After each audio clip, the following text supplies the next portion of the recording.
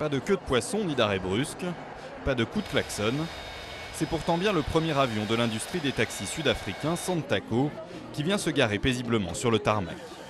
Et pour fêter l'événement, le président de la République en personne s'est rendu sur place.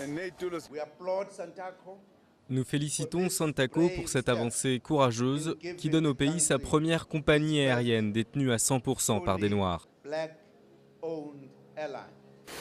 Santaco occupe en effet une place à part dans le paysage sud-africain. Cette coopérative regroupe les propriétaires de minibus qui chaque jour transportent 15 millions de passagers.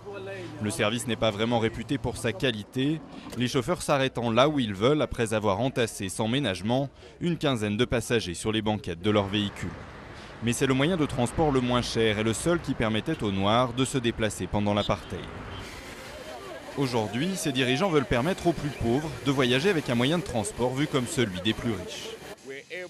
Nous sommes en mesure de lancer cette compagnie aérienne qui va améliorer la vie des gens et qui va faciliter les déplacements des Sud-Africains ordinaires. L'idée que les taxis se lancent dans le transport aérien a d'abord été source d'amusement ou de frayeur pour ceux qui imaginaient les mêmes chauffeurs aux commandes d'un 747. Un scepticisme que l'on retrouve chez les conducteurs de taxi eux-mêmes. Ils ne se sentent guère impliqués dans cette nouvelle aventure. C'est nouveau pour moi, c'est la première fois que j'en entends parler. Ah, c'est pour le bénéfice des patrons, pas des chauffeurs.